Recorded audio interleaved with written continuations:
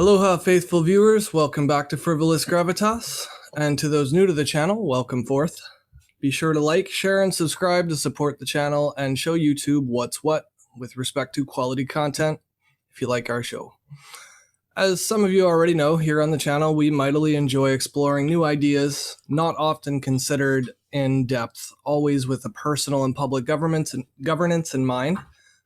Today is one of those days. I'm Christopher Driver, and with me as usual, my ever so charismatic co-host and dynamic Jordan Roy.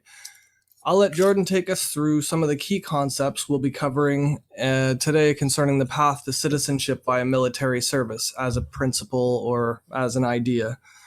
So what that entails and how it might be applied in a society and an era such as ours. So with that, we'll let Jordan start us off and give us an idea of the key concepts that's involved in today's discussion.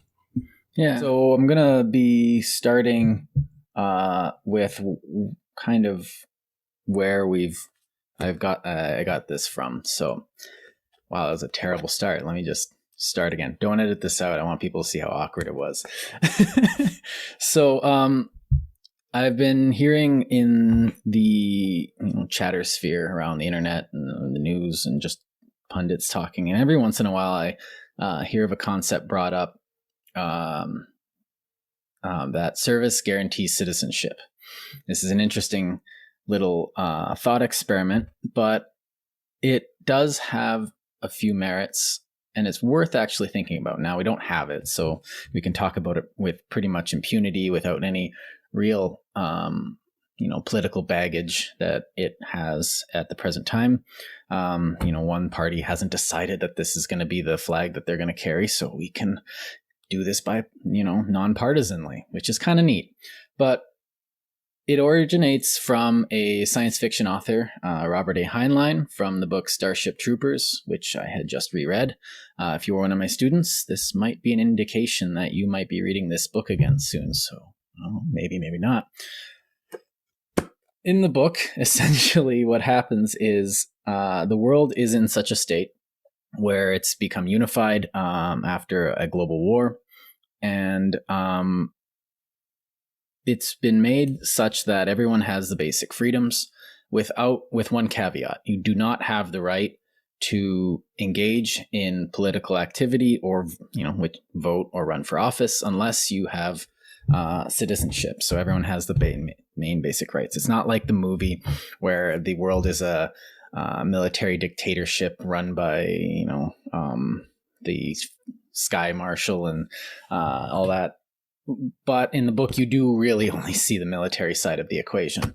And sorry, what does that mean though? Is it just voting, or is it actually roll into other things like benefits and social security and medical and stuff like that? Like, what's all involved? Well, the way he presents it is everyone has the basic Lockean rights. So you have the right to freedom of speech, freedom of association, freedom of movement. You have it's essentially, and then you have the freedom of, like, there's still police forces, there's still mail, there's still all that stuff to make sure that when someone tries to violate your right to life and by trying to kill you, they get the necessary penalties. Same with your health. But like to run for city council, you'd need citizenship. Yes, to make any to make any political decisions, you would have to have citizenship. Now, the way you attain citizenship is the catch. So it almost sounds like this is why we take very seriously and very for granted in our society right now the right to vote. I exercise it every time I get the chance to, but at the same time, I also with that right comes a responsibility to do my homework, to actually talk to my the city councilors that are up for election. One came to my door and talked to me, and he's probably going to get more likely going to get my vote than the other one who just left a flyer in my mailbox because I was able to talk to him. Now politics is annoying, and it doesn't run into everything, which is why if you don't have citizenship, essentially you would be able to just live your life as a matter of course. Not everything is political, but that is a debate for another episode. And essentially what it boils down to is a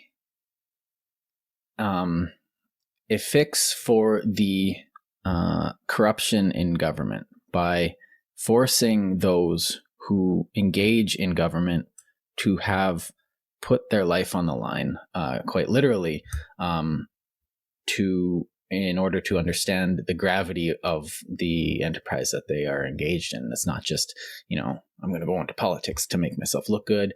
You can't have, Instagram congresswomen and stuff like that, because everyone who's in the government has sacrificed and been tempered to such an extent that they understand they've been made to understand the gravity of their actions by having their own life be put in danger. They know the danger of what would happen if they screw up. This is obviously a contentious issue because we have.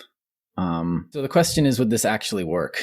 If the people who are able to engage in government have to put their life on the line and literally have to, service isn't just, you put your tour in and come out and now you have the full benefit of citizenship and PTSD.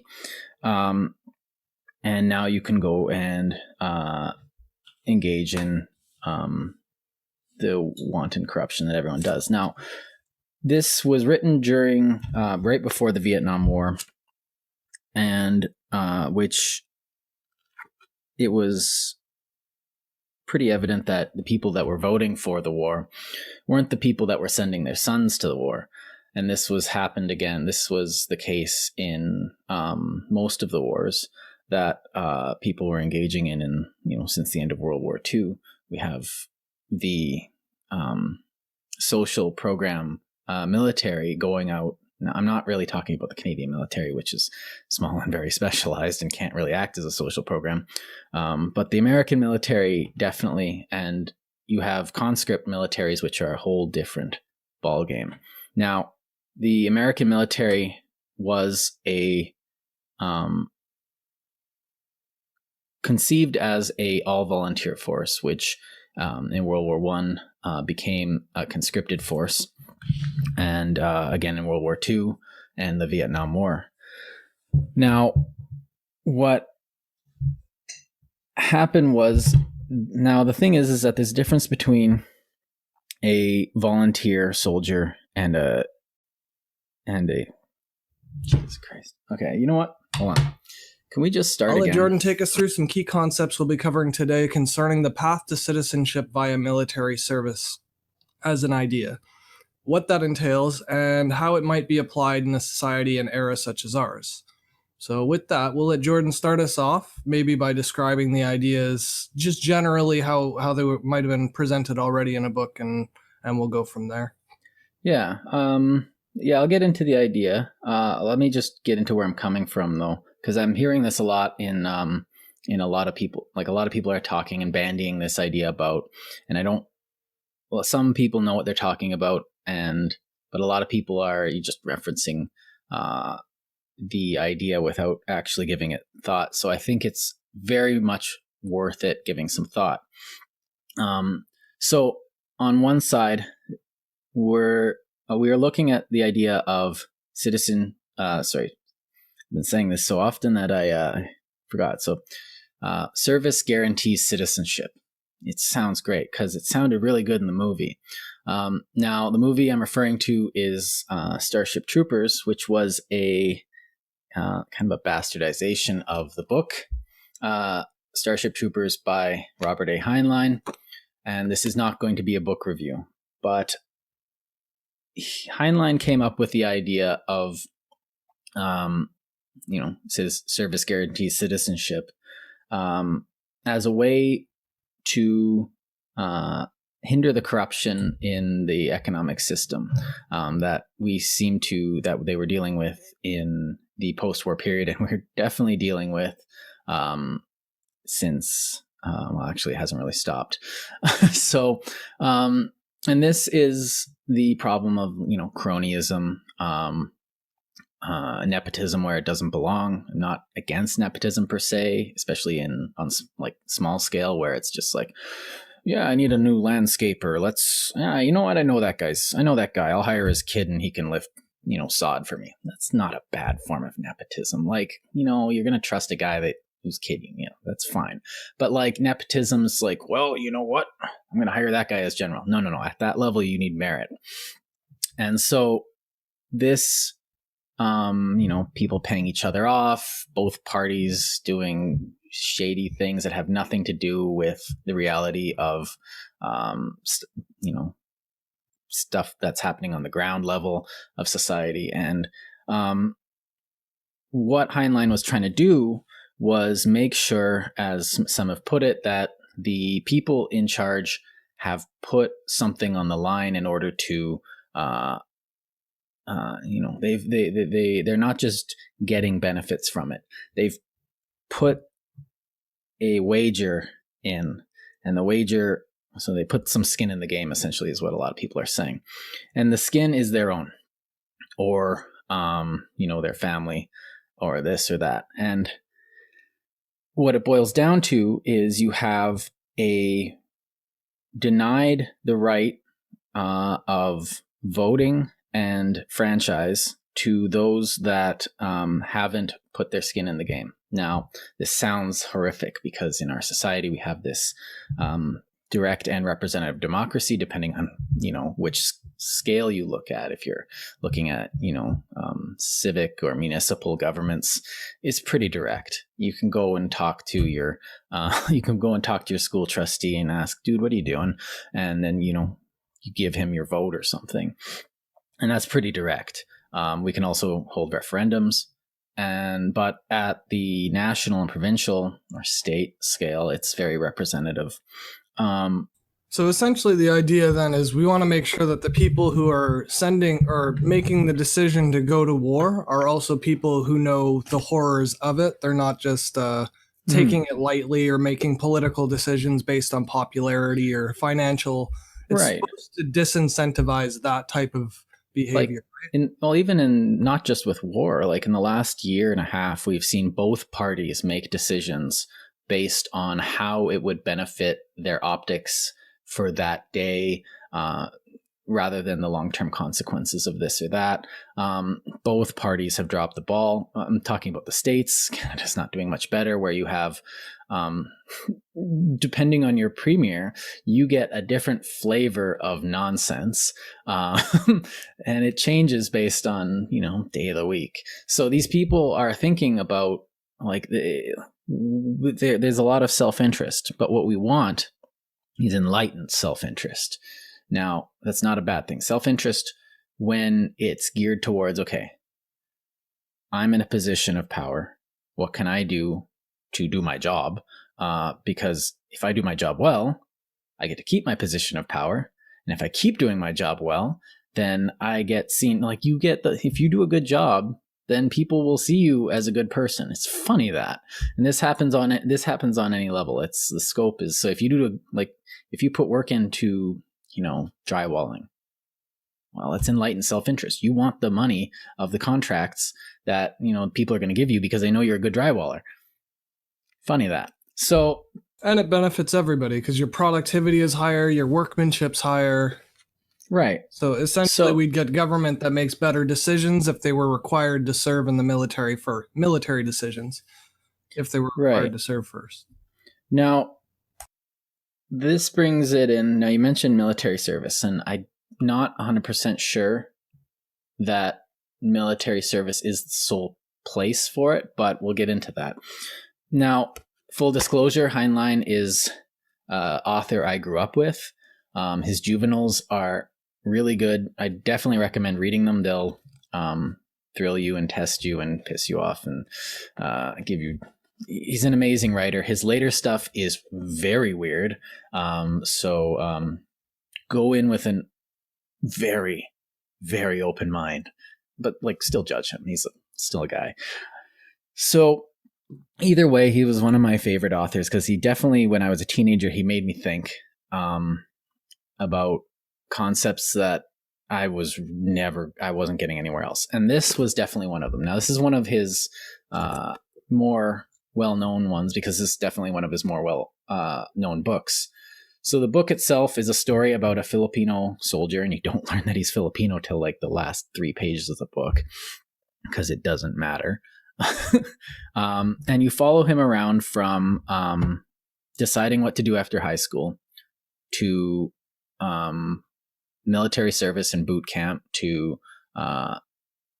war to officer training to command, and you essentially following him through his maturity because he joins because a girl's joining and she wants to become a pilot, and he's just like, well, I'm going to be a pilot too, sign me up. And the guy at the desk's like, it's like, oh yeah, you look like a great pilot candidate. Looks at him and he's just like, maybe you should think about this a bit. So he's obviously a dumb kid, and the soldier sees right through him, and he joins up anyways, and he has to learn what service and citizenship means, and that takes you along and teaches you what Heinlein's idea of citizenship and service mean. Now, not just service and citizenship, but duty and responsibility and these things, because Heinlein wants you to think about these things, which is why he's good. He's not going to give you easy answers. He's going to give you a lot of answers that you're not going to like, but he's going to give you a whole bunch of other ones too. So this concept that he lays out in the book essentially is based around the idea of that we need to maintain the rights of freedom in society, and it's not easy because, well, as we're seeing right now, the idea of freedom itself is being challenged. You have the Chinese saying it's just like, oh, it's a decadent philosophy, blah, blah, blah, blah, blah. Don't bother reading Locke, by the way, because, don't want to get you astray. But he sums a lot of it up with this Thomas Paine quote: what we obtain too cheap, we esteem too lightly. It would be strange indeed if so celestial an article as freedom should not be highly rated. That's Thomas Paine, who was, one of the, not one of the founding fathers, but one of the philosophical driving forces behind the Revolutionary War in America. And so what essentially is being said is that these things that we have aren't there because they just are. We don't have the right to freedom. Freedom is something that you have to maintain. And it's a definite responsibility because freedom is not intuitive to humanity. It's strange to say, but there's a lot of people out there right now who live outside of freedom and seem to be perfectly okay with it. Now, I bring up freedom because that is what you are defending with your citizenship and by putting it into it. And it's worth talking about it. It's also like an organizational structure to preserve the freedom that you've already gained too, right? It's right. A preemptive thing against loss. Yes. So because there's always, and this, we take this for granted as well. It's like we live in a peaceful world at the moment, but this is not guaranteed at all. You have countries that had some measure of wealth and freedom that just kind of gave it up. I don't know, maybe they just like the Belt and Road Initiative and are going for that, and decided to put cameras up everywhere. And well, we'll see how they do. But I do like my freedom, and once I've had it, having been a person who's had it, I understand the will to keep it. I want to be able to just open up a business and try my luck at the market with a restaurant or an archival business, or tutoring is what I'm doing now, without having the government be like, oh, I didn't get my part of your thing. It's like, well, you're not going to get it because you. Is any part of that also like a way to compensate people who have put their lives on the line? Like, I mean, we don't take care of our in Canada, we take care of our vets better than the States, but we're doing better in the last year. But I mean, generally speaking, we're terrible at like helping them with housing and business loans and mental health services, and employment opportunities, education, all kinds of things we've been really bad at helping vets with. Actually, this is not just our society. Like historically, veterans have been given short shrift for some strange reason. Even after you look at like the Battle of Waterloo, and after the Battle of Waterloo, all the people at the battle were given this medallion. And most of the soldiers, you could find soldiers selling them and on the streets of London years later because they had nothing else. They came back. Oh, you were at the glorious Battle of Waterloo. It's like, yeah. Could you spare a tuppence? And there were a lot of beggars who had been at Waterloo, and this was a problem. Like that was 206 years ago now, and like, what do you do with the people who make it back? And that's not always been evident, and it's only been recently. Say something like the GI Bill, where everyone who comes back from the war gets, a college education. Why? Well, why not? Let's get those guys working again. Because we learn now, we see that when a soldier comes back and they don't have any guidance, they quickly take to the bottle and then they quickly take to the gun. And then we lose hundreds of thousands of soldiers this way, like ex-soldiers this way, and we're not treating them well. And the thing is that we do have treatments for PTSD. We do have if you handle someone and give them time and therapy and understanding, then they will improve. And you give them a purpose. You can integrate these people back into society instead of just stop-lossing them and sending them back out there. Well, you understand how the kit works, so we might as well just put you out there, give you a promotion and a signing bonus, and that's a trap. You did your service. Like, go enjoy your freedom. Yeah, exactly. Now, that's one of the sides. Because one of the things that we also take for granted in our society is that our society is worth defending. It sucks. It's frustrating. It's horrible sometimes. It's maddeningly stupid. But like Canada, at least, I would definitely, like, if someone's coming over the hill, I'd be at the recruiting office. I'd be willing to put my life on the line for this if it were in danger. Now, right now, all I'm doing is making sure that the ship is steering the right way because, we're having these conversations. God, I hate saying that. But it's true. It's true. We're doing it. That is the point of what we're doing here. Yeah. Is to make the country better just by virtue of our productions. And, if someone has a thought and decides to, do something that will benefit the rest of the country, that's their prerogative as a Canadian. Canada is not a country in itself, like, say, the Third Reich or, I don't know, Cuba, where the Leviathan of state, a la Hobbes, is the state, or like a monarchy where l'état c'est moi, where the king is the state. In our state, the state is every citizen that makes up Canada. And Canada isn't this abstract ideal. It's literally just all the people you put together in this area with citizenship, and that's what Canada is. With all their varying different opinions and ideas and all of that. Right. It's not like a homogenous group or a monolithic ideal. Right. It's disparate. But at the same time, we do have our own strange culture. And yeah, I'm sorry, Canadians do have a distinct culture. And it's kind of endearing. Some of it's kind of dumb.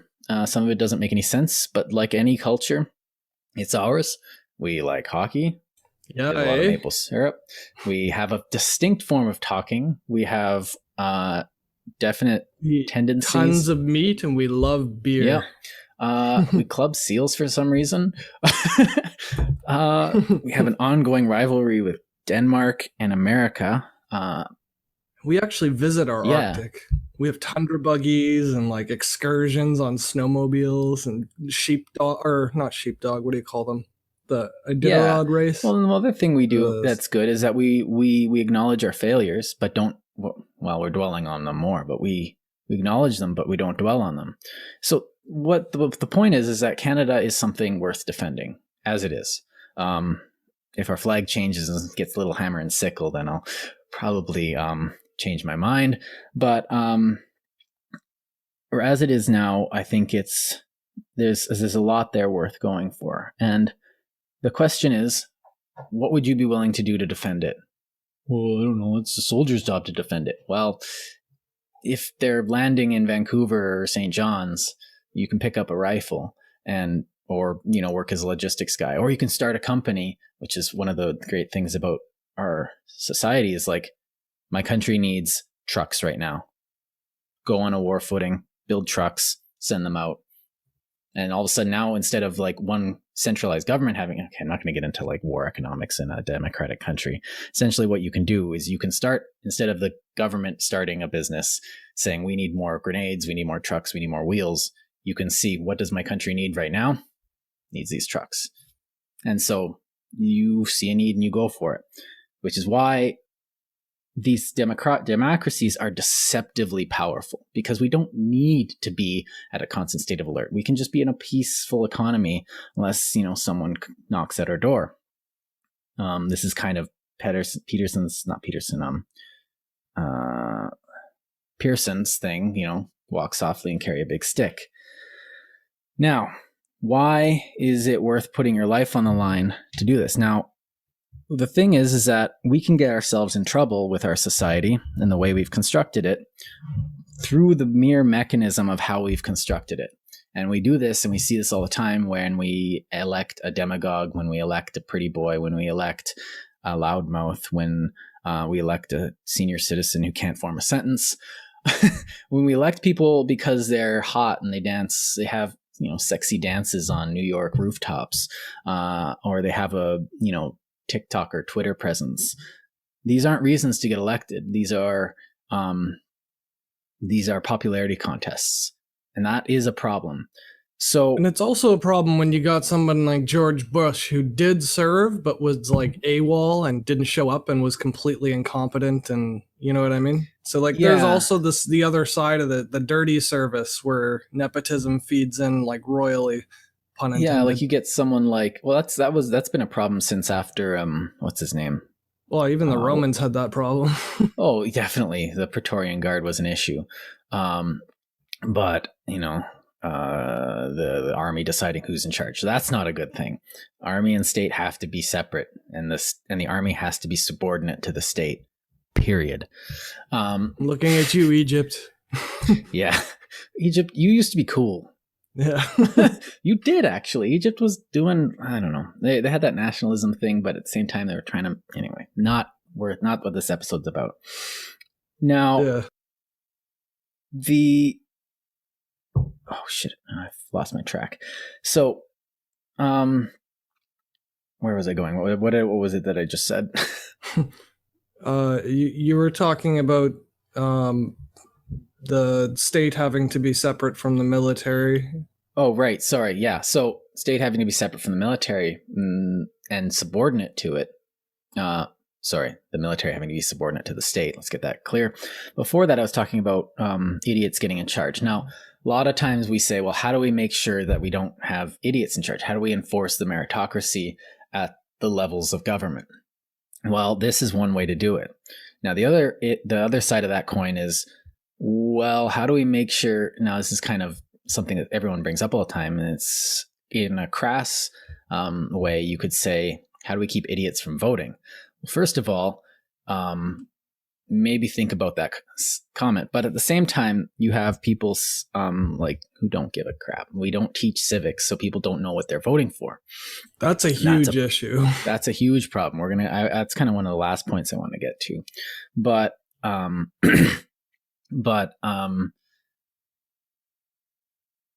you have, on one side, the idea of service guarantee citizenship makes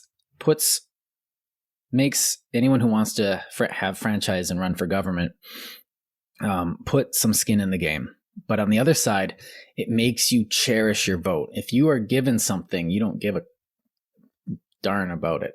If you work for it and earn it. In the book, there's an example of, he gives his teacher gives him like a paper that says you won first prize in the 100-meter dash, and the teacher's like, do you like that? And he's like, no. And then he says, okay, what place did you get? He got fourth. And he's like, that fourth place feels a lot better than this first place I gave you, doesn't it? Yeah, generally it would. So anything you work for, you're going to cherish more than something you just kind of are given. That's actually part of the business model of Ikea. They coined the Ikea effect. If they force people to build their own furniture, they'll like their furniture more. It's really interesting because one thing I was actually going to bring up is that even if you buy something, like if you buy, like I could have bought a shelf, I had to put up a projector. So instead of buying a shelf, I went out and bought the wood and the siding and the paint and the screws and all that, and I made a shelf and then I put it up. I like that shelf. Why? Because like I still put the work into like the money that I used, the value I used to pay for it, but I put the work in to build it myself, and now I have a part of myself. I put effort into it, and this is the same with a vote. What have you done to earn your vote? Nothing. It's a right. We don't have rights. Like we have the right to stay alive. Generally, that's a good one. It's not inherent because we can die. We have the right to be healthy, or at least to try to maintain our health. We have the right to just say whatever we want and go wherever we want because we have those abilities. Now, those are based on natural law in a John Locke sense. Do you have a right to vote? No, because the state is an amalgam of human ingenuity. And a democracy is a abstract notion built by humanity. God didn't make democracies. But it does tend to work better generally for the way that God or nature, natural law built us, or the logos or whatever. So it's... Can I ask you then, what counts as service? Because you keep mentioning that there should be some type of service involved to acquire or to earn your citizenship. So what types of things would count towards that? Because obviously there'd be some things more risky than other things. So Heinlein lays it out in the book that you have to put your life on the line in some way. Like you literally have to put yourself in a position where your life is in danger in some capacity. So this doesn't mean you have to volunteer for frontline duty. We don't have enough frontline infantry positions in Canada or a need for them. So one of the things he says is that, it has to be military service in the book. Now, everyone outside of the military gets to live free, as we do here. You just can't run for office and you can't vote. Oh no, you have to work for a company. Oh no, you have to start a business. Oh no, you have the freedom of speech. You have everything you have. You just literally, the only other thing is that you can't vote. What about police officers and stuff like that? Sorry, I hate to be splitting hairs, but I'm just trying to understand what the So police officers, he lays out as it's kind of a privileged position. You get that after you leave firefighters and stuff like that. He actually denies the right to merchant marines, which I thought was a neat little point in the book. It's like only a sentence. That is a neat point. Because they don't necessarily have enough sacrifice, and it demands sacrifice. And the training that they run them through isn't some kids first boot camp, because the military is set up so that everyone works and everyone fights. And this is a very different thing than what our modern militaries do. So you're saying like firefighters, police officers, doctors, they don't get citizenship? No, I do want to bring that up a bit later. So because one of the things I want to get into. So the first thing I want to get into is that it has to be volunteer. You can't have a conscription. No conscription, period. And because it has to be, if you're going to live as a free decision and you're going to give up that freedom to attain citizenship and put in a tour or a term of service, you have to do so freely. In fact, they make it hard to get in. So you have to, kind of the same way where You have mendicants in Asia where you have to stand outside for 3 days to prove that you want to do this, that kind of thing, which I always thought was neat. It also shows up in something like Fight Club, where, if you want to join Operation Mayhem or Fight Club, you have to stand outside that shack of a building for 3 days, just in that same way, referencing that. It sounds like something from Sun Tzu. Yeah, but it's very much a reflection of the culture that's doing it. Now, a society that has conscription or a slave army, like China or North Korea, or has a necessary service, like, say, a lot of European countries do, and Russia. Yeah, especially the Baltics. Yeah, there is an element of necessity there, and there's also an element of this actual idea in there. Everyone has to put their time in, whether or not, but it doesn't have anything to do with citizenship or putting your skin in the game. It's just, we need manpower. Well, force everyone to serve. That's kind of it's not, I have negative feelings about that. So when you go in and you make a conscious decision to put your life on the line, and this is a hard decision, and a lot of people would balk at that. So you have to do it out of your own free will, because you know what you're getting into, you know what you're signing up for. You can't trick your citizens into being like, haha, you came in, now here's the worst thing ever. No, you have to know full well that you could die at any point in training, in battle, in maintenance, in random stuff, so that when you get out, you understand it. Now, what is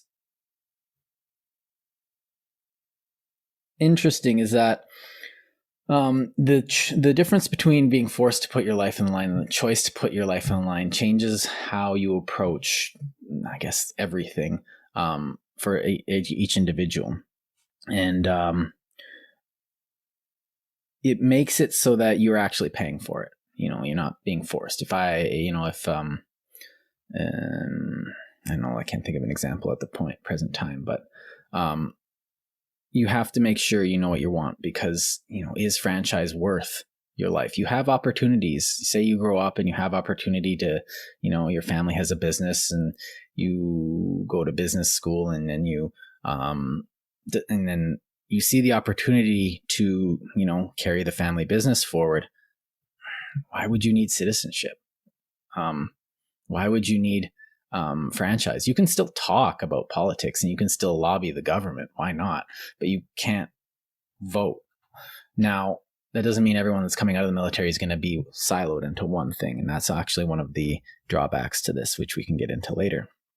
But by forcing everyone to make the conscious choice to do it, it makes it, it's actually you putting your chips on the table. And rather than the country taking your chips and saying, look at the sacrifice you're making. Very thanks. Handshake. Move along. And this changes what it is. Is there a portion of patriotism to that too? Do they encourage citizenship just to say you should be a proud Canadian, join the army the way they do now? Yeah. Honestly, that was one of the best military recruitment videos I've ever seen. The strong, proud. I was just like, oh boy, I want to join. Oh wait, no, I can't. But compare it to the American ones that are coming out saying, I'm a mother and blah blah blah blah. Look how much money you can make. It's like, no, appeal to my responsibility and you'll get me. Make it look hard. Is that part of the value to the citizenship, or do they push the value of the citizenship as just the political engagement? Well, it is that, but at the same time, there is an element of patriotism. Now, patriotism is a dirty word now because we are nice and cynical, and we all don't like, highfalutin concepts that have, this and that. But there's patriotism and there's American patriotism. Let's be clear, or there not just America, but I can be patriotic. You can like America. You can like what America stands for, but that doesn't mean you like everything it does. That doesn't mean it's like, wow, you know what? I really like what America stands for, which is why I've got my lawyer and my briefcase and my suit, and I'm going to go hold them to account for everything that they're doing wrong. It's like, well, you must hate America because you're challenging the government. It's like, no. No, that means you love America. I love America so much that I'm going to make these guys, I'm going to give these guys ulcers by arguing incessantly about what I believe the direction of the government should go. And the dirty part of patriotism, though, is like whitewashing Black history, or like trying to change and overthrow foreign governments so that they look more like you, or trying to impose yourself upon other countries. That's not patriotism to me. That's imperialism. Yeah, it's often confused. Which is why you need the patriotism as a check. It's like, no, this isn't the Canada I signed up for. Like, and you can go and say that, like, I'm patriotic towards the Canada I'm trying to make it. And like, so you have like, it's also like the idea of the self. You have a better you that you want to become in the future. So you're going to willing to work for it. And if you love yourself, you can actually work towards that. If you hate yourself, well, you probably need a psychologist and some medication or something.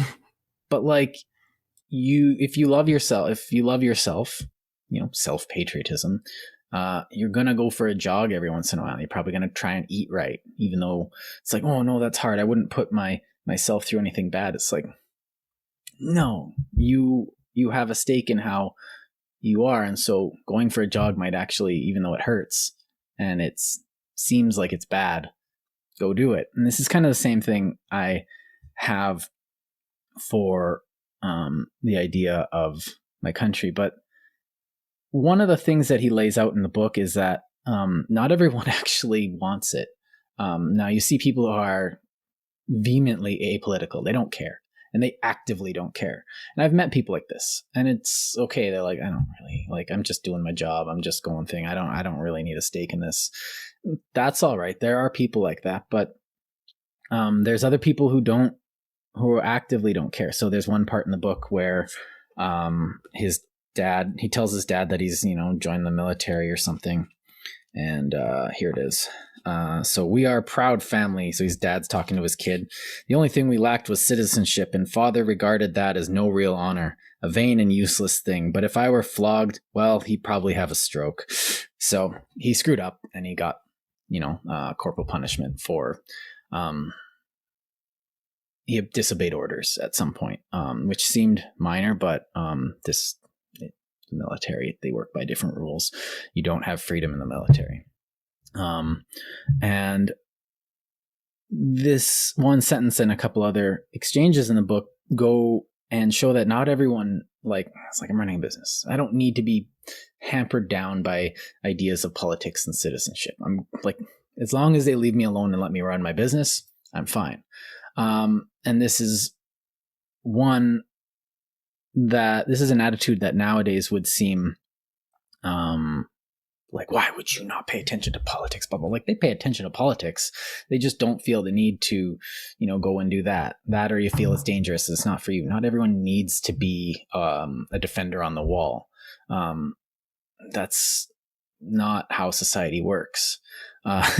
Like, we need that diversity. Not everyone needs to be a defender or a warrior. And we don't actually know if that would be the result, if we did institute a system like this, if that would actually be the result of how people's actions or opinions of it would be, because we can't know. But at the same time, the Pentagon announced that there was like UFOs, and everyone's just like, cool. Anyway, moving on with my life. So don't underestimate the apathy of the populace. And don't underestimate their intention to like misdirect your attention. Yeah. So it's a complicated thing. So now one thing that this does rely on is, in the book, they have set up the fact that it's very heavily dependent on people knowing what they're getting into. So there is civics classes in high school kind of thing. And there are, there's a lot of Socratic training on like, what the heck are we here for? Why do we fight? that kind of thing. And there is some what nowadays would be called sexism, because, children and women are worth defending. Now they are, but women can now serve, and they do in the book. But he's got a point where anybody who sees thinks of the enemy and then thinks of children understands the necessity to protect those that cannot protect themselves in society. That's all you need to look towards, which to some extent makes sense. Like, if I have children, I wouldn't want harm to come to them. I'm willing to defend, my potential children or other people's children, because they are important, and it's not good to leave people who cannot help themselves yet undefended. We need to protect them, but that means that some people have to do things that are gosh darn hard, and there need to be hard in such a way that they don't come back and think that they're like hot shit or Praetorians or know better or anything else. So there's a lot of humility involved, and this is done through the use of a civics class run by veterans. So it has to be taught by veterans. So, somebody who understands the sacrifice, somebody who understands what they were defending. Think of soldiers coming back saying, it's just like, man, it was bad over there, but I'm glad we were there, and telling everybody what was going on. If this would have happened in the Iraq War, it might have been handled better if everyone knew what was going on over there properly. If we have veterans coming back, here's what I saw, here's kind of what we need to do, have a conversation about it, instead of just like move forward with nonsensical policy that doesn't make any sense. Like, any soldier that comes back from Afghanistan or Iraq tells you, it's like, those people needed us, but like, we're getting garbage orders from the top brass. So are you suggesting that transparency is sort of a key element to this type of system, or it's just your idea of the better way of going about it? To some extent, yes. Not like needless transparency, like, oh yeah, just go on Google and find our nuclear codes. But no, like, but stuff like Abu Ghraib prison and the helicopter chopper that's shooting everybody down, like those videos should be public, right? Oh yeah, definitely. But at the same time, you have people, before they can even decide to join up, they have to go through a civics course where they have to at least think about what it would mean to put themselves on the line, to actually engage in such a conflict. And then when they get out and they see a conflict was stupid, and they get in, I have the right to vote now. Now I'm nipping at the politicians' heels who made bad decisions. And guess what? We're not doing it like that again. And I almost think that this is what almost needs to happen in present day America, where the veterans need to stand up and be like, what the heck were we doing there? And we might see that in the next couple of years, where people who have that experience step up and demand better wars, which is kind of a stupid thing to say, but like, there's a putting it though, I think, because like a better war would be one that's worthwhile, and given the atrocity of war, a worthwhile war would have to be really, really important. Mm-hmm. Well, people forget, and I say this all the time, in war people die, and I don't think people understand that. They're so like, I live a pretty comfy life, but I think that I've had enough trouble that I understand how I got here. And I think if we were to think about the risk analysis as a society more often, how many sons and daughters are you willing to lose for this? How many sons and daughters are you willing to sacrifice to rid ourselves of this evil? Is this evil something we should even be engaging? Can we take it out with a special forces team and, in one night and, lose maybe one or two sons or daughters and deal with it that way? Or can we just isolationism it, but like there are evils out there. You know, I don't think we can argue that we shouldn't have been fighting the Nazis. Like, well, it's just a war of imperialism. It's like they were killing people in camps. En it was masse. pretty, yeah, it was pretty justified. And that would have only spread. It would have gotten worse and worse and worse. Mm-hmm. And that, it's like, oh, well, what's our World War II now? It's like, maybe we don't need a World War II. Maybe we should just stay ready in case we have to do it. You know, you work yourself to make sure you can handle the bad things when they happen. So you can be enjoying pizza and movies and whatnot, but one day you're going to call and it's going to be, hey, your dad's dead. How are you going to handle that? Now, what happens if as a country, you're going off, you're having, you know, your hockey games and your Stanley Cups, and you're having your little Canada Day parties, and all of a sudden someone says, St. John's just got wiped off the map. What do we do as a society? We can go mad, or we can think about it and debate and aim properly. And that is something that needs to be thought of, because because we won World War II doesn't mean we have, you know, peace forever. And that's been evident in the actions in the last 6 years. Now, in comparison, we've just had Bush wars, which has kind of been nice in comparison. But it doesn't take war off the table. And we have to realize that. And I feel like people are shutting me down, being like, oh no, war is only a result of bad linguistic policies, because, you know, you have languages that reinforce white imperialism and, you know, neoliberal hegemony. It's like, what the heck did you just say? It doesn't make sense. No, those are people that are killing other people. Like, why are we putting up with the Chinese doing that thing with their camps? Well, it's complicated, and we do need to think about it. And we do need to think about it as a free people, which means we need to debate it. And we can do that in a democracy. We're not just reliant on one guy at the top being, well, here's what I think we should do. But if he's wrong, which is why we have a parliament.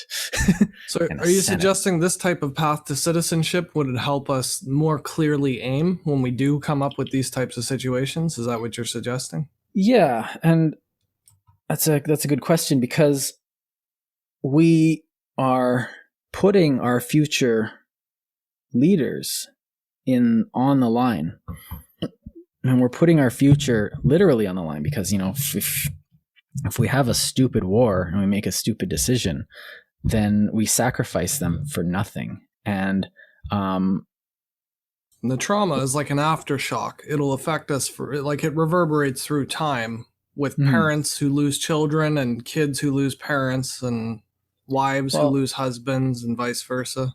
And the people that come back are the ones that are going to be running. They're going to have seen what's there and going to be like, that was stupid.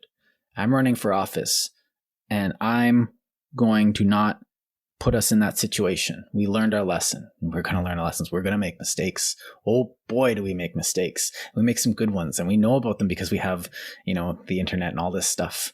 And it's harder to fool the public nowadays. But isn't the danger in that, having somebody who's shell-shocked as the person making the decision about going to war or not? Like, I get it with somebody who's perfectly stable of mind and has experienced it and comes back from war, but like when you selectively say that people in politics must have been servicemen, and servicemen are by and large, I don't want to say they're all one way or another. I'm saying they're more likely to have sustained some psychological trauma. They might not be in the best position to lead the country. That's actually now there's a bunch of critiques of this that are valid, but I think that's actually one of my the biggest ones. I think I'm jumping the gun again? No. I think it's a good place to go. Because I was kind of laboring my point, I think, a bit, but it would require a robust psychological infrastructure and support for the people coming out. Now, there's always going to be those that don't make it. But who's to say that they wouldn't have made it in civilian life? You're not guaranteed the outcome in your life, no matter what. And so you might as well ante it up in the best place. You start a business, you're not guaranteed to make it. I'm sorry. Even if you go on those people that provide nothing in finance, they aren't guaranteed to make billions of bucks anyways, even though they look like they're always making billions of bucks. But you have a kid, you're gambling really hard when you're having a kid. So you're always this, but you can't have perfect outcomes, but you can support those as best as you can. And this is kind of comes back to this veteran support thing, that do engage in this. These people that are hardened to a point where it's almost a detriment to them can be brought back, softened up a little, patted on the back, listened to, instead of just spat on because you don't like a decision that he had nothing to do with in a war that he really didn't really think too hard about. Like spit on the politicians, but like those people, if you want them to come back and be valuable citizens, they need support, and we need to understand what's happened to them. And this doesn't just go for soldiers. This is kind of a call to action that me and my wife tend to be, is that we do need more psychological support for veterans, obviously, but here. But all the people that have kind of been lost in society. And there's always going to be people that, through their own, bitter machinations have connived themselves into a deep corner of hell in society. And they, like, some definitely are beyond help, but that doesn't mean we can't try. And the more that we help and do bring back up, the better we are going to be as a society. And that goes for our soldiers right now. And we're getting better at it. 100 years ago, shell shock was a myth. And then it happened on such a large scale that psychologists had to be like, okay, this is not a myth. Something's happening to these guys. At the same time, they believe hysteria is a female condition.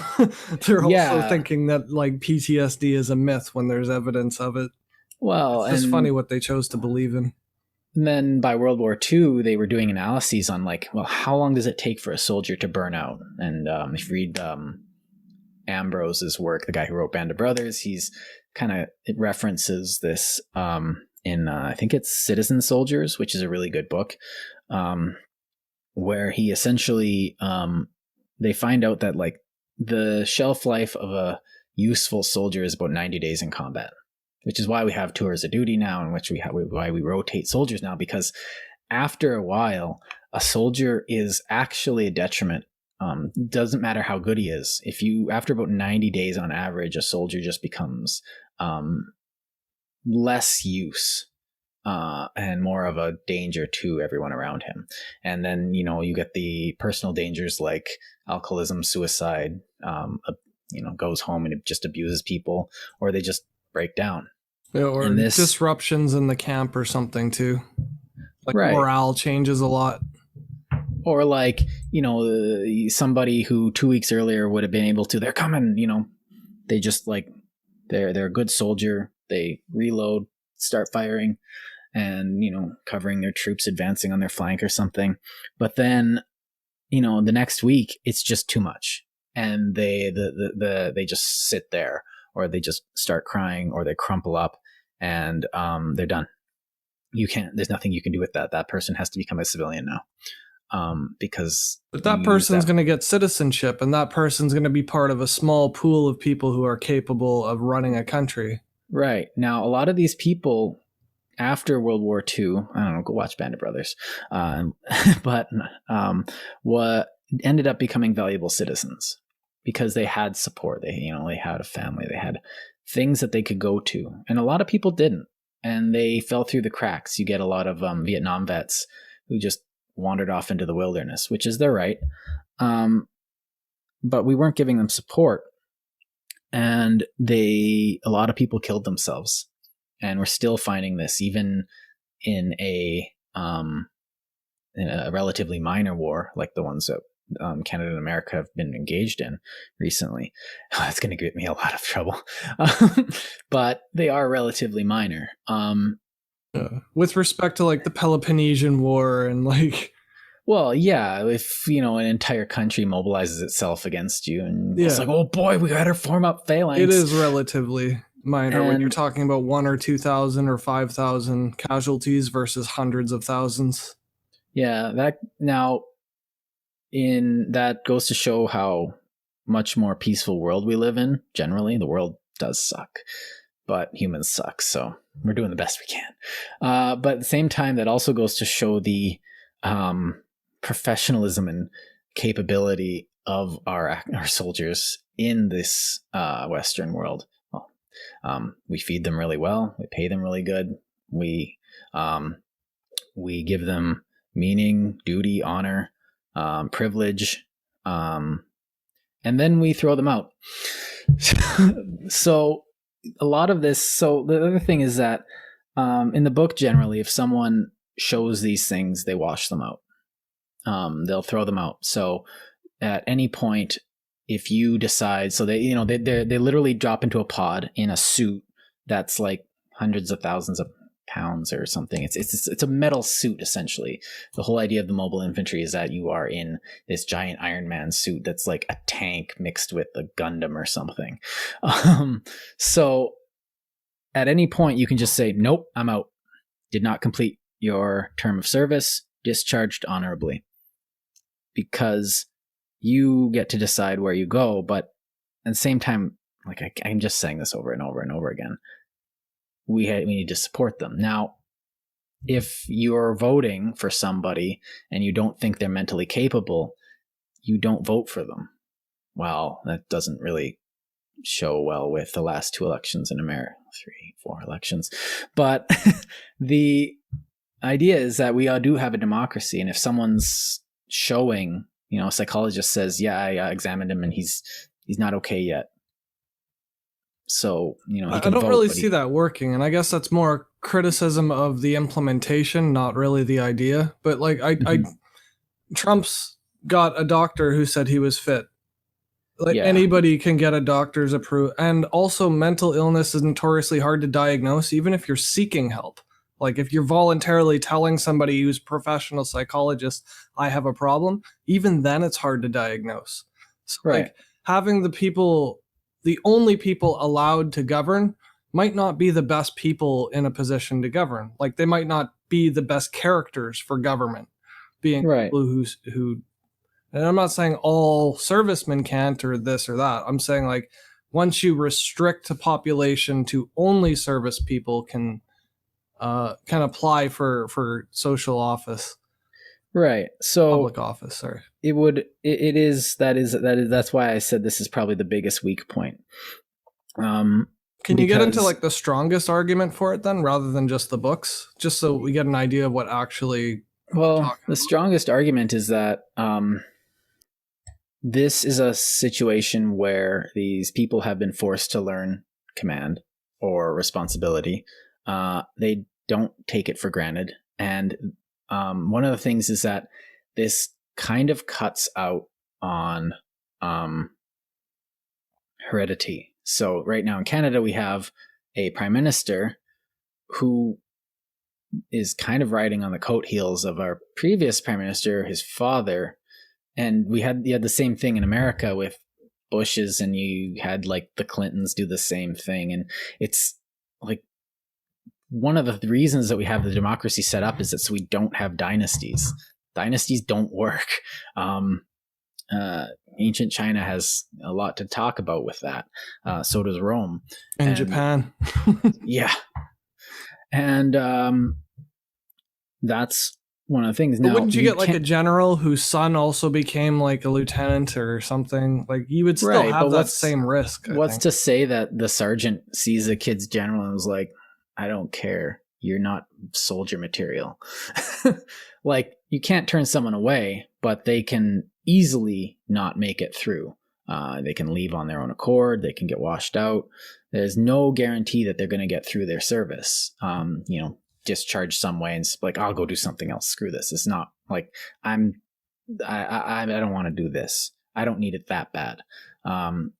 It's too hard. I'm not willing to do this. And so you're more likely to get people from all walks. If you're poor and you want social advancement, you have nothing, your family's got nothing, you've just got the rags on your thing. You're like, this seems like a good place to start. Make me a man. And then you walk up and they're like, no. And they're like, but no, this is what I want. And they're like, okay, fine. And you get in, and then you learn command. You learn how to deal with people. You learn how to properly engage respectfully with your superiors and your inferiors. And when you leave, you are not that beggar that you were. You are a full adult human person. And you're not just a guy who had enough money to run for president. You're not just well, this is what our family does, or name recognition wouldn't matter as much, because it's just like, oh yeah, that's the son of that last guy that we had. Not voting for him because that wouldn't matter as much. Well, can I ask you then, does this system necessarily entail that people have to sign up for public service to run and to vote? Could you separate that? Maybe only the right to vote needs to be, or does it come hand in hand with it? Because I guess the problem I have with it is, if everybody who signs up and completes training gets the right to vote, you could basically get a lobby group that gets people to sign up for the military and pays them tons of money and basically buys their votes. Right. It wouldn't, again, fix the same problem we already have with corporate finance in elections. Well, even in our system, creating an avenue for corruption to avoid this corruption. Yeah, so there's when you have this crony group where everyone's who's gone through a thing, but anyone can join though, and they can't turn you away if you're earnest in joining. So, honestly, we should have laws in our system to limit the influence of lobby money in politics. It's ridiculous. It's been ridiculous for decades. It's not this isn't a new problem, and we have technologies and the will to, and we understand that there's a problem there, and it wouldn't actually take much thought. It would take a lot of hard thought, but it wouldn't, we don't need to think about it for 50 years. But with coordinated voting, you're okay, if instead of everybody have such a guild, sorry, you could make it illegal to have such a guild. Why not? Yeah, you could make it illegal, but you'd never know if people are making the backroom deals. And the problem that I'm sort of bringing up is it's when you spread it out across an entire population, it's less devastating than if you have a small group of people allowed to vote and you get a small chunk of that small group. You have way more power. Right. This would be offset, as it is in our society, by the media, which is not doing its job lately. But no, the population spreads it out because you can't support that many people to influence that many votes. Now, the idea is also generally government's getting... if you only had 20,000 people voting, 5,000 people makes a huge difference in the vote outcome. This idea would be in America, there's 400,000. There's 400 million people.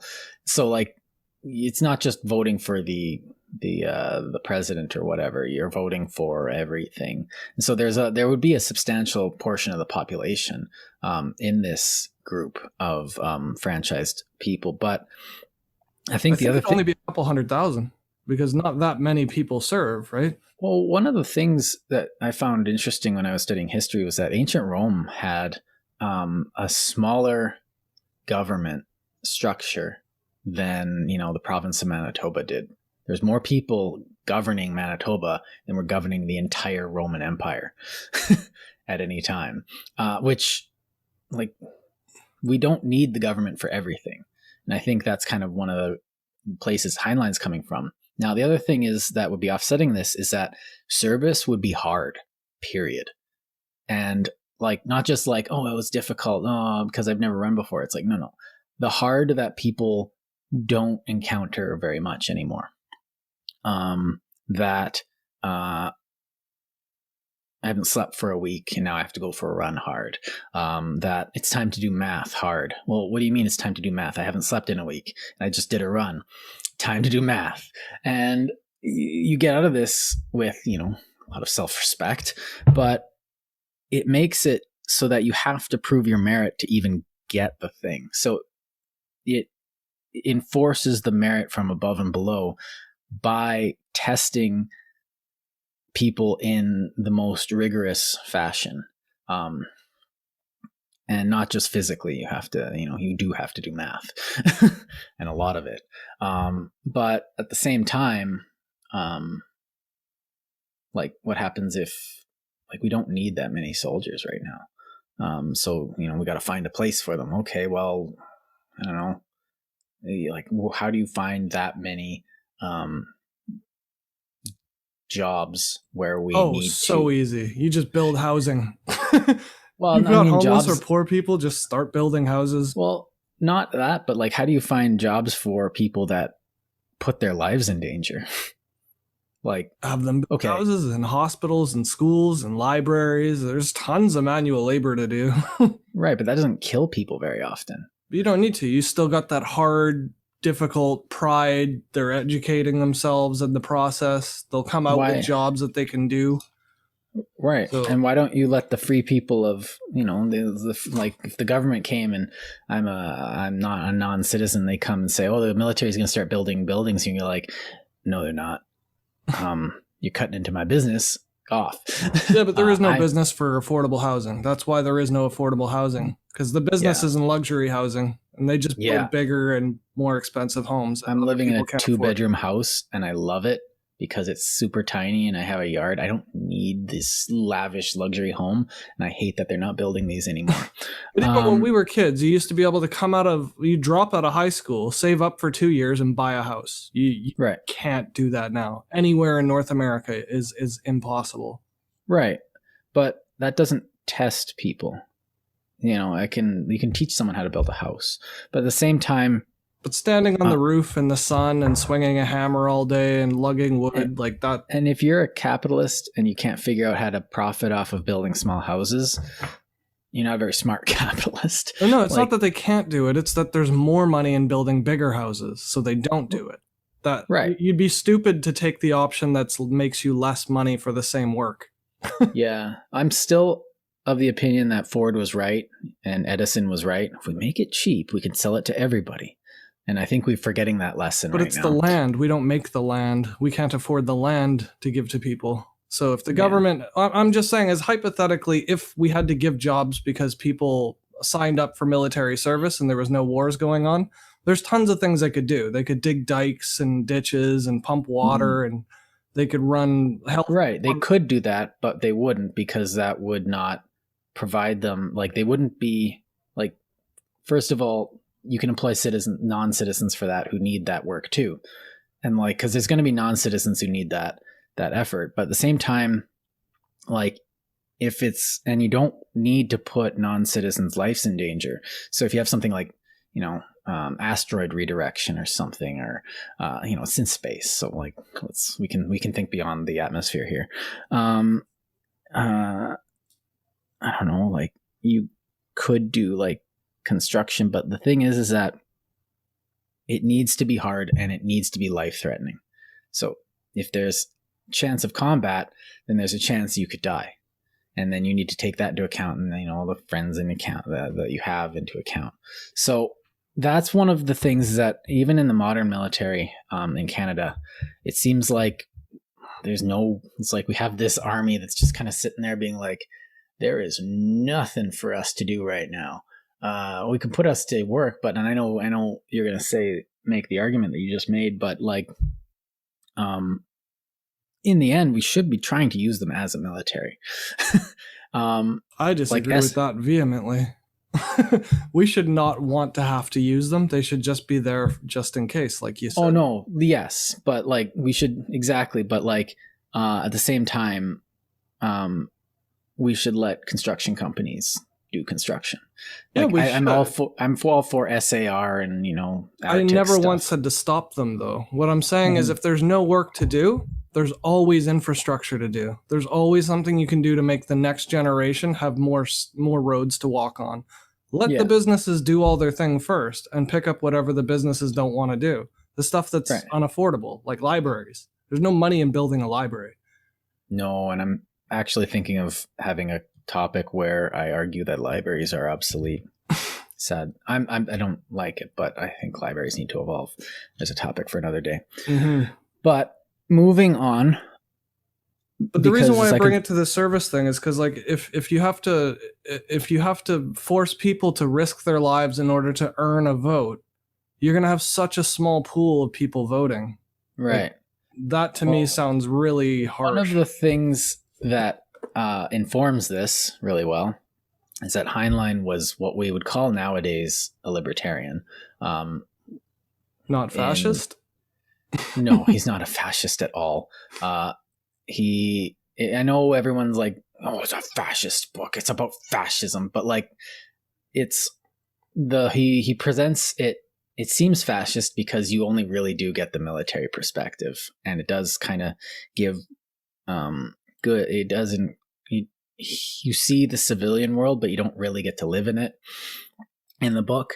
And so essentially the military is there solely to protect the freedoms of the citizens and the non-citizens, just the people that are free. So everyone else gets to live a free life except the military, which happens in our society. You do lose freedoms when you join the regular force. And that does lead someone to believe that he's a fascist. Now, just because a country has a military doesn't make it fascist. I can hear all of you arguing against that. It's like, no, force is inherently bad. It's like, yeah, and people are willing to use it against you without thought. So, think about it.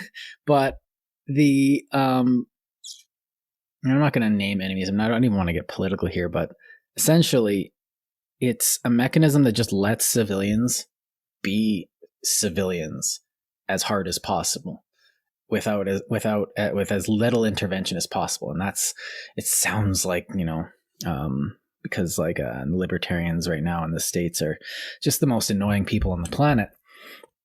On the flip side, to me, though, it sounds more like a consolidation of power. It sounds like a small group of people are going to be overruling a huge group of people. Like, that's the opposite of democracy, in my opinion. Right. So one of the things is that he didn't actually see society's political faction, I guess, as all that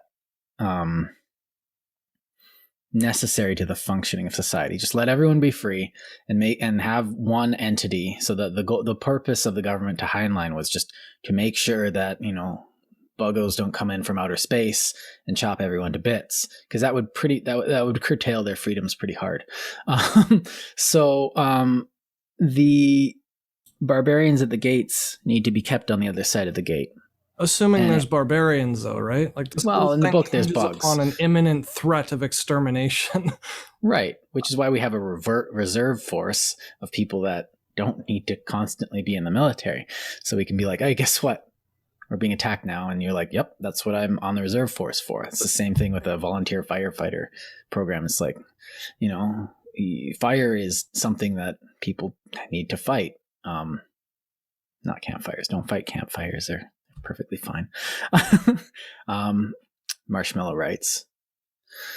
But there are some firefighters in the army too, aren't there? Like all those forest fire guards. Yeah. Because you can hook a bucket up to the Air Force has those water bombers, and they help like evacuate people, and the SAR techs or the SAR guys. I think they set up medic tents and shit too. Yeah, they're good at that, so why not use them? And they're protecting you against the harm of natural disasters, but at the same time, like, we can't imagine that happening in our world, so we have to maintain it. And I completely forgot where I was going with this. What was the initial argument that you made there? I'm sorry. Sorry. So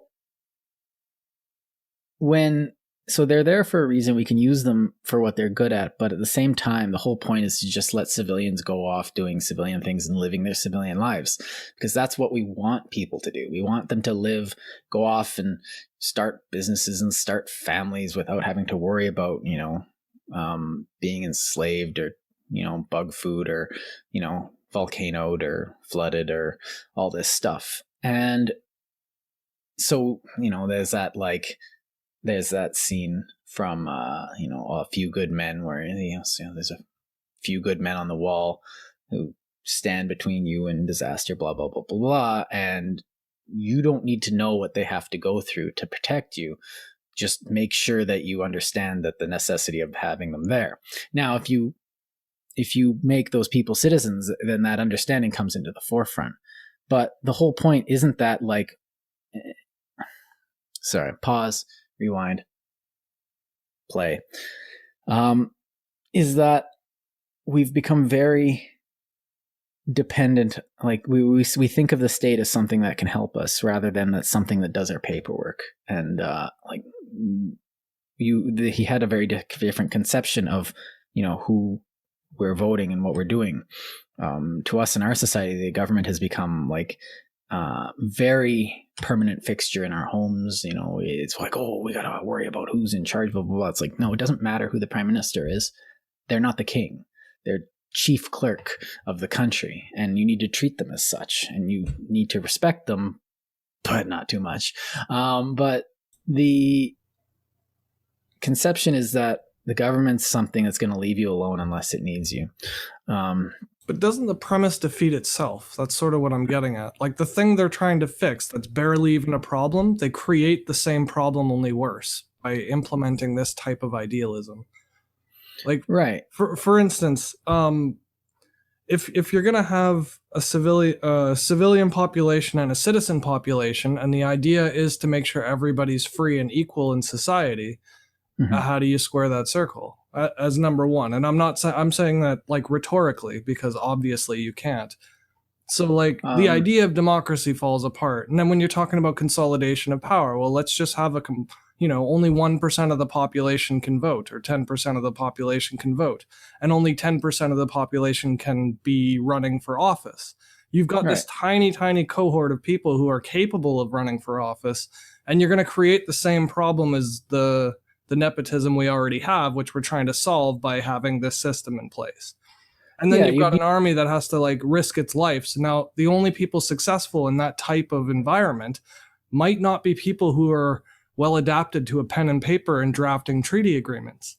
So all of these problems compound rather than get solved. So I don't really understand the purpose to it. One of the things we're actually skirting around an argument that I thought we were going to get into, but honestly, I like this one better, is that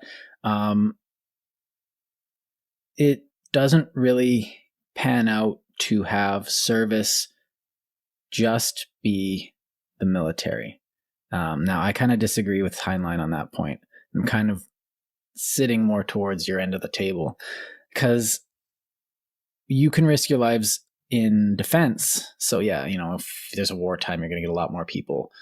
But what happens if you, say, are a police officer or a firefighter or you provide medical service, or you provide, which makes sense in Canada, doesn't make any sense in the States. If you have universal health care, then it makes sense that for medical service to actually be service. Wake up, America, get health care. Yeah. Everyone else did it. Yeah, you don't have to just have universal health care. You can keep all your old stuff. Rich people can do rich people things. Yeah, and you could just also have poor people health care. Yeah. Shocking. Yeah, but so it makes sense to me to include other professions. Now, the merchant marine, maybe not. Okay, but if you're providing a necessary service to society that, you're giving back to society, then, because there's definitely more than one way that you can give back to society. So like we've seen this in the last year, healthcare workers who have been praised ad nauseum. Honestly, I'm not a healthcare worker, but like if someone praised me that much, I'd probably be like, okay, enough. But I don't know. You have, but look how we reward them, the healthcare workers, right? Before they even get a chance to take their first holiday after working a year of overtime, we just want to go out and party and get sick and fill up the hospitals again. Like, what kind of thanks is that to the healthcare workers? So, like, even today, we're just as ignorant about other people's well-being as, you know, if we had some privileged status class. Yeah, I think we also go to the hospital a lot more than we need to, even if it's like, you know, doctors like, yeah, you've got that, go see your clinic doctor, get some antibiotics, got to my emergency room. To be fair, the clinic doctors are sending people to the hospitals, myself included. When I'm capable of walking myself to the doctor's office, they will tell me to go to the hospital. I'm pretty sure if I got COVID, I'd probably be like, I don't need to bother them with going to the hospital. I'm sure everybody with a tube down their throat and on a ventilator said that too. Yeah. But anyway. Suffocating sucks. Trust me. But off topic anyway. Yeah, very off topic because I take a different stance on that because so I don't really want to argue that. But the argument remains the same though. Like what kind of... what kind of... So that's what I was kind of enumerating. So you get police officers, duh. Firefighters, obviously. Medical professionals, yeah. Soldiers, obviously. Teachers? Coast Guard's separate in Canada, so yes. Plus, they're a scientific place. Also, they're doing some stupid stuff right now. Teachers? Maybe. Because certain teachers, maybe? Like university profs or something? No, university profs already get enough. I'm thinking... it's somebody who's dedicated a lifetime towards teaching, not just somebody who's teaching grade 2. But if you're dedicating a lifetime to teaching, you're probably not going to care about citizenship. Now, if you're working inner city school... Yeah. But if you're working inner city schools, then yeah, that guy. What about a specialist school, though, for rich people? Well, somebody's that's like the thing. Really, that's civilian capitalism. That's different. So, but if you're in a government position to where you're raising the bottom up, then yeah, like me, I'm a tutor. That's not good enough. I can't just go out and make my own citizenship. You have a master's degree. Why don't we have the smartest people voting to run the country? That to me would be insane not to do it. Knowing that the smartest people aren't allowed to vote and only the people who went to service are allowed to vote. Master's degree doesn't really mean much anymore with the universities doing what they're doing and people just everyone just going to university. Like I'm unemployed and I'm so educated. I'm employed. I'm making money. It's just like I have time to do this. Yeah, but I got a high school education. I don't think anybody would say I'm like outright dumb. You know what I mean? Like I'm not saying I'm a genius or anything, but I'm definitely not dumb, right? So school doesn't say anything about total intelligence. I get that. But if you had to look at the entire country and say who are the smartest people, generally it will be the group of people who all went to school and studied for years of their lives, right? Right. So I think... So why wouldn't we want them voting, though? That's what I don't get. Like, why cut them out of the voting system? I think it's an easy spot to jury rig. Like, if I say, I teach kids, and I have, like, 4 or 5 students, they're like, oh, yeah, here's your voting right. It's like, that was a little easy. But if you put your... No, like, I don't want to call what I'm doing the same as someone who's, it's like taking knives away from kids in grade school. Like that person's a bit of a hero. And, still actually tries to teach them. But where do you draw the line then? Like, is a traffic cop the same as a corrections officer or a border patrol? Is that the same as somebody who's patrolling the Arctic? Like, I think rangers, border patrol, and commissioners all probably would count. Like ferrying criminals around. Why them and not a university prof who studies and teaches civics? Like that to me is crazy. Have them now vote and not the thing is that the university hasn't really endeared themselves lately as a bastion of responsibility. And in addition, I'm going to go back to Heinlein, is that the people teaching these civics are people that at one understand it because they've been working in it forever, and after a long career, it's someone who has gone through all of this nonsense, and at the end, in their retirement, they teach civics. And civics isn't something in the book that you have to pass. It's something everyone has to do. It's pass or fail, and then you can get a recommendation from your thing. But essentially, you have to earn that recommendation. And it's given by someone who, a wise elder, essentially. I hate to use those, but like, you can't just have someone who's studied anthropology. Like, I'm an archivist. Like, I've studied a lot of stuff, but does that mean that just because I've got a piece of paper from a university that only has interest in printing pieces of paper for way too high a price, and passing people that don't deserve to pass, essentially handing out participation awards, I don't think that gives me the right. I worked for mine, but I don't know if that reasonably equals the fact that other people in my class had worked for theirs. So along that same line, why does military service equate to a right to vote, but not like somebody who published 20 books? You know what I mean? Like, that's what I don't get. You're sort of saying there's only one way of earning this one thing, and that one thing of earning it has nothing to do with running a country. Mm-hmm. That to me is weird. It's like saying you have to kick the tire before you can learn to drive, but kicking a tire has nothing to do with driving. I think it's more like you have to at least get into the car first. If you have to live within the system and actually sacrifice into that system before you can, in some way, before you can. The idea of the sacrifice doesn't actually lead to doing better at running the country, though. That's what I mean. They're completely disconnected. Killing people has nothing to do with keeping people alive. Well, planning for long-term growth of a country and doing economics and making trade agreements and right. But if these people who are running, who are going to do that anyways, have had experiences which force them to think about what they're going to do, they're less likely to invade a country willy-nilly, or they're probably going to be more likely to work trade deals than, that would benefit everyone involved in it. I think they would be less likely, though, because they're not good at it.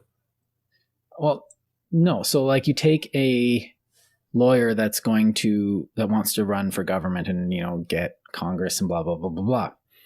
And you force them to do 2 years, or you make a stipulation of that instead of like being able to put forward, $100,000 and $200,000 for the fee of running or something. Mm-hmm. And instead of that, you say, prove it.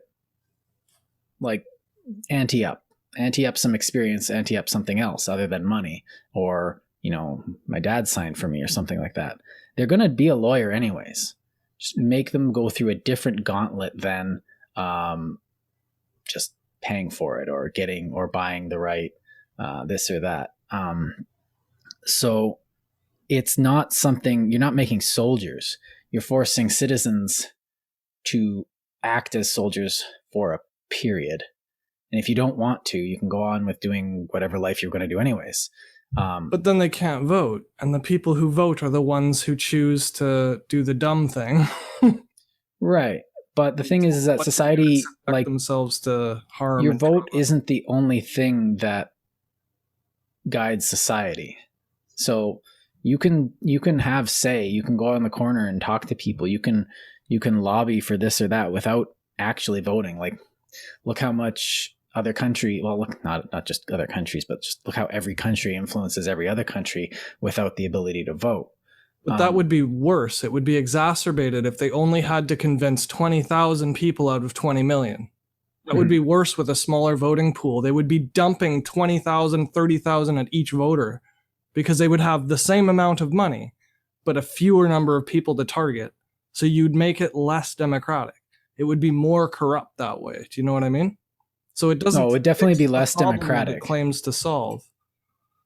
So the point of the gauntlet essentially is to produce better individuals.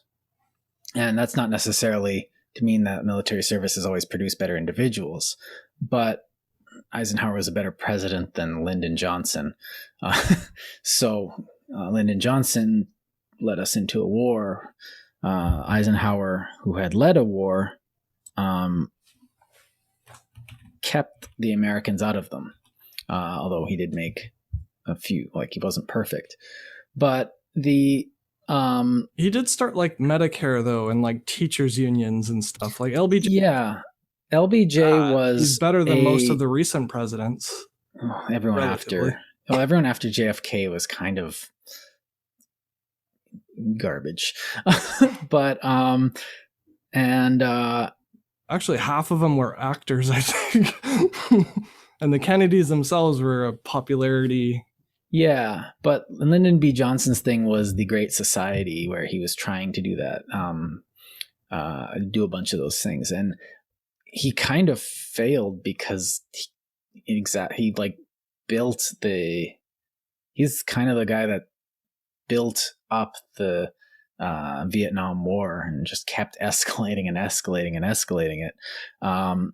And then not allowing his military to like hamstring. Oh yeah, you get to fight these communist bad guys, but you're not allowed to go into Cambodia. You're not allowed to go in the north. You're not allowed to use your air force properly. Oh, and you're only allowed to do this. And the soldiers are like, okay. So I think what Heinlein was trying to do was to create a vision of so you have Plato essentially saying like we need philosopher kings, and this was 2,500 years ago or so, and it was a valiant effort in the Republic, but I think the flaws are a little too obvious, and the question is, how do you make a philosopher king? And Heinlein's like, okay, we don't need a philosopher king, we just need everyone to, anyone can become a philosopher. Now, how do you teach that philosopher to respect his decisions? And, how do you get rich trust fund babies on the same footing as, a street bum who shows up to the recruitment thing? And this was his attempt at that. Now, it is flawed, but I think there is some merit to discussing it. Now, I don't think I'm answering your question because I don't actually have an answer. No, that's fine. It was more like I'm asking to help provoke the thought. Yeah, to think about it and ruminate, and because like I don't understand conceptually. Like personally, I actually don't get it. I don't understand why this would be a better suggestion than saying you need 1,000 hours on YouTube so people can quote you while they're running against you in politics. If you force people to have a podcast, then their words would be on record and their beliefs and their mannerisms, and everybody else could like take snippets and cut it. Eventually you're going to let your inside show. So that to me would be a simpler, cheaper, and better method than making people go through service for it. But I think there's 1,000 other ways you could do it. Right. And he does expect more of the soldiers in his book than we expect of the soldiers. Now, I've met soldiers. They are the saltiest of the earth. But they do earn their vote, and I respect that. That much I get, like wanting people to actually earn their vote. But I think something more like high school diploma would be suffice, because everybody has access to a high school diploma. Right. You have to work for it. And that's kind of the Plato side where you rely on education. And we have that ability now, whereas back then it's just like you have an entire class of slaves, which you can't do anything with because it's a bad system. Yeah. And if somebody learns and gets their GED later in life, they can always get their vote later. So it's not like it's but at least then you wouldn't be constricting the voting pool down. Like you're essentially alleviating democracy itself by doing this. That's why I think it's fascist. My thought, it's lack of democracy. It's not really democratic anymore. No, it's not. Well, that's the thing. It's not a democratic society, but it's not a fascist society either. Fascism is something very specific. This society relies on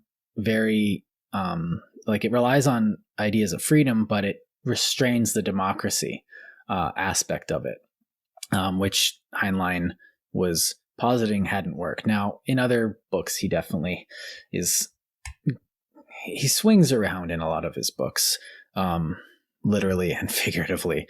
But he is placing it. Now, your idea of high school. Now, the thing with me is that high school actually has to have some, it has to be actually be challenging. I accidentally have to be able to fail. Yeah. And that's one of the things I think that's most key to this entire thing, is that Heinlein's conception of it is that, you can fail at being a soldier. You can just straight up suck at being a soldier and be like, you're just not going to make it. We're going to transfer you out of the infantry and put you on to desk duty or something. You're going to stamp stuff. Or you're going to be scrubbing bulkheads or something because you can't do this. But at the same time, and this is something that's definitely happening in our society, I'm seeing, and I brought this up earlier, is that degrees are participation awards. Like, my wife just went through an entire 4-year program or 3-year program while she's on her 4th year, which is a practicum, but nobody failed. Like, nobody failed because they didn't cut up. And I was just like, what? Why not? Like, there were people there who were complaining, oh, I can't do, why are they giving us so much work? And but at the same time, they're complaining every time, a test is hard. They're complaining every time they don't get a thing, and they're blaming the teacher for not understanding a concept instead of going home, studying it for 6 hours, staying up all night until you get it. And then, you don't have to stay up other nights because now you get it. You put the work into school. And you won't get any disagreement from me there, but I think no, I'm not. I'm kind of ranting more than arguing. It sort of sways from the topic, though, I think. So just so if you want citizenship, you have to make it challenging. You have to. So I think the whole point is that people need to prove that they are able to be trusted with a vote. Because, you could be that guy who's just like, I'm going to vote for Trump because I like his hair. Or I'm going to vote for Hillary because she's a woman. Both of those are bad votes. Yeah. Or Obama because he's black. Yeah. It's like, honestly, I liked Obama because he was well-spoken. He seemed intelligent. And then I didn't like his policies. No, I didn't like his policies, but he was a good president. And he tried to be bipartisan, which is what you want from a president, but the Republicans took advantage of that, and he was too soft. So, and now the Republicans are dying, so... Yeah. But that's also off topic. So, this conception... The way it relates, though, is you're getting a type of people in politics, and the whole point of this was to not have that. Now... Yeah, that's exactly right. And when Heinlein was writing this, there was the military was a lot bigger portion of society, because of the Second World War. And it made sense in that context when that many people are engaged in the defense of a nation. It almost seemed like it would have made sense. Now, nowadays, I do like this idea of make high school difficult enough that you have to actually prove yourself. No, somehow people have to prove their merit. Now, there's 2 things with that, and these are kind of my last 2 points.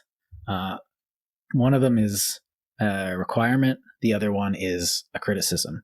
So the first one, requirement, is that we need civics classes, period. Even in today's society, even if this doesn't happen, we could even do a class on why we need civics and what it would look like. Because if you ask yourself, how does the government work? Oh, well, I vote and I do this. Okay, no. How does the government, what's the mechanism by which your municipal government pays? How do they have a bank account? Where do they keep the treasury? Who does the pay? Do they pay by checks? What is the actual mechanisms of the government that you are so blindly relying on? Learn those. And where do we learn those? Well, I don't know. You can learn them on the internet, I guess. You could talk to someone who works in government. You actually literally have to go out and do research to do that. You could read all this, but what are the mechanisms? I don't know. I was thinking about this one day. It's how, if the government owes me $100, what processes have to happen for me to actually get paid $100? And I have no idea. I fail civics right there. F-, out the door, no vote. And that bugs me because I don't know how my government works. I can go talk to this and that, and I can be given the spiel, and I can do my research, but I should know this by the time I graduate high school, because I'm being given a vote by the time I am graduating high school. I don't know how my government works. Like they try teaching you in grade 9 in Canada, but they do a very piss poor job. And I think if we're going to have such reliance on our government, we need to understand the mechanism by which it functions. And we need to know it cold as a citizen. And that's my requirement. And what that will look like, I think, is a topic for another thing. But the other one is a criticism. And no matter what, you're going to be creating a 2-tier system. And we would have to work really hard to not let that be a caste system, because you're instantly creating those who can and those who can't, and you're putting a privilege on people, which we consider right, but it is just a privilege on certain people, and you're claiming that they have gone through this. Now you don't have to, and I think the answer to this is to take away any honor associated with that privilege. And I don't know how that would work. I think criticism of it as hard as possible all the time would probably do a good job. It would get annoying and be as frustrating as possible, but it's supposed to be frustrating. So that's my thought, because I don't want to stratify society into a group along any line. Racial, any form of privilege, income disparity, certain jobs. Like the caste systems have been shown not to work. So we cannot fall into that. And I think that would have to be something we need to be vigilant for. Thoughts? I have probably too many for the time we have. Yeah. I would probably have to do a whole separate show, just because my philosophy, my overview of the entire thing is different. Not specifically just details here and there. Like, I disagree in premise that democracy should be squished. In my opinion, you should do the opposite. We should let people vote for 3 candidates instead of 1. And have them the Australian numbered system kind of thing. Yeah, my idea of how things would work better is the exact opposite of this, where you encourage more people to vote on more things. I do think that would be good. I also think that a system where we vote on policies instead of people would work. But that's definitely another thing where a person represents a policy, and if they don't put forth that policy or don't work towards that policy, well, they're not in that job anymore because they lied. That's why I'd like to see blockchain in politics, because you can hold people accountable to things like that using smart contracts through Ethereum. Right. If they're running on a thing, they have to do that. The other thing would be and like I said earlier, we need to gut the lobbying institution. Like, yes, people need to lobby because, like, you do need to somehow let the government know that there is an issue here. Gathering should be the currency, not the money. Like, right. The number of people supporting this, like actively engaged in the support, that should be the currency and the weight. Right. But unfortunately, it's a spot where money talks. And I think capitalism should be left to the civilian world, and the state should just do our paperwork. But that's me. I think there's a lot to fix, though, because it's not just that. It's not just the education system, but like, we do need to earn our vote. But I don't think there should be only one way to earn it. I think you should be able to, if you didn't graduate high school and high school is a requirement, then you can join military service and get it. Right. Or another should be volunteer hours, and those can be overseen by like a public that's a advocate or something like that. So somebody who's just benevolent and has a good heart. I want that person at the seat when they're doing trade agreements or peace negotiations. So that's actually a good point. Volunteer. I think I might have. But there's all kinds of them, like daycare. No, daycare workers, like people who take care of human beings should be responsible for saying, no, we're not going to war over this. Yeah. Well, and I was working at the archives as a volunteer for a while there, and like, there's different kinds of volunteer. You don't have to just help the poor. You don't have to just be in a soup kitchen. Yeah. Like, there's people that volunteer in clothing people. There's people that volunteer in what do you call that thing? Job interview prep. There's people that volunteer haircuts. There's Taxes. people yeah. My grandparents help seniors do their taxes. Yeah. Just stuff like and that. This is a bunch of stuff you can do, but I think, or if you worked like 40 years full time at any job, you should be competent enough and contributed enough to the society to vote no matter what. Like a number of hours worked productively contributing to the GDP of the country. Doesn't matter if you're McDonald's or not, you should be able to vote. Like stuff like that. There should be so many ways of getting it that nobody's excluded, but everybody has to try something. Yeah, you have to put something in. You can't, and that's the thing. One of the things that this